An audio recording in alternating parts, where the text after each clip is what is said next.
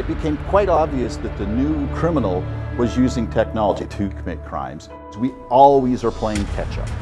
New phones, new operating systems, new technologies, new stuff that we didn't even think of. These criminals are early adopters.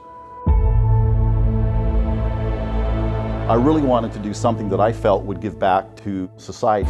About 14 years ago, some gang members came up and murdered a local person who was ripping them off as a supplier, and there was almost no physical evidence. They were really careful.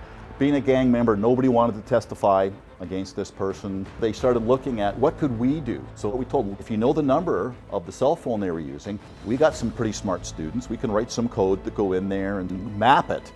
And sure enough, when we mapped it, you could see the person getting into their car, driving up where this person was at the right time, several minutes after the time of death, get back in their vehicle, drive, and then come back. That led to the conviction of this person, and the prosecutor's office went, okay, we need to partner with Purdue, partner with your lab, because this type of evidence is not going to go away. So that really was the first time we sat down and said, okay, how can we formalize that relationship? So we came up with a plan. And the plan had three basic legs to it. The first was it has to support research. It's got to support the mission of Purdue, which is a land-grant public university. It's got to give something back to the community, but it also has to support education. We're at Purdue Polytechnic, and where our forensics courses are really different in that we actually get you hands-on with the material.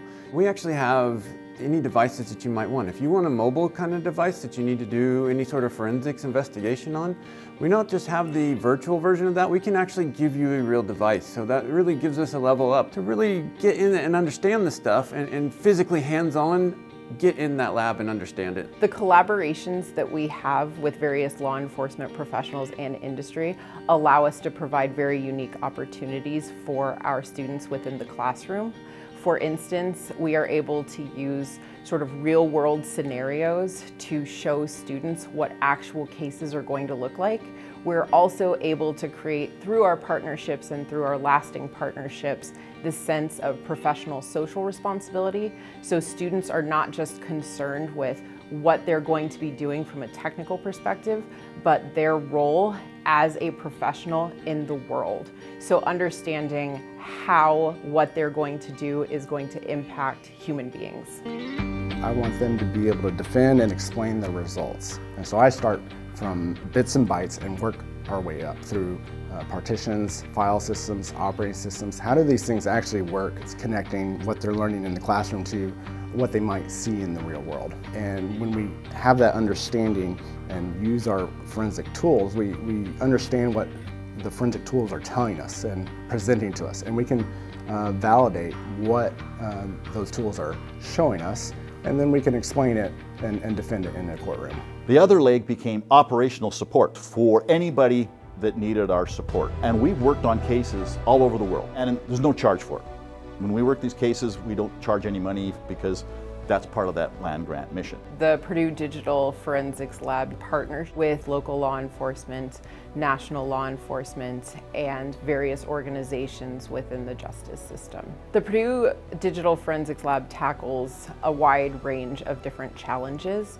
We work on a lot of challenges related to everything from penetration testing, to how digital evidence can be collected in different applications, to how social processes are exploited throughout socio-technical attacks. The third leg is training and education. That's for law enforcement, judges, lawyers, both prosecutors and defense, and that's also for cybersecurity folks from corporations. We'll train them on the different tools. We'll train them on the new technologies. What has always inspired me about the Purdue Digital Forensics Lab is our ability to create impact and change. Many of us work on different forms of tools, as well as law enforcement training, for instance, that we do to help individuals both identify attacks as they're occurring or after they occur, and to help law enforcement to sort of triage cases. So we took those three and we said we could co-host a space right here on campus, free of charge, and that became the high-tech crime unit. It's for sworn law enforcement only. They go in there, they work the cases. Then we have a space beside them, and that's where students and faculty that are helping to support the high-tech unit So they actually get real-world hands-on experience. Students and the researchers will look at that evidence and say, hey, this is where you need to look at. This is where the researchers, this is where the scientists, this is where these, because this is what we do. Our students love doing this. They have the time to do that. So we'll have students that'll do their master's, their PhD dissertations on these topics, and then we share that information with the community. This is the role we really play. We can get access to data that nobody else can get access to because we're working with our law enforcement agencies. Not only do we educate, and train the next generation of professors and analysts, but we also look at the next generation of tools and the next generation of research and publish that research so the agencies don't have to do it. Our model has been so successful that it started off with one high-tech crime unit in Indiana. Now that's the model they're looking at doing nationwide.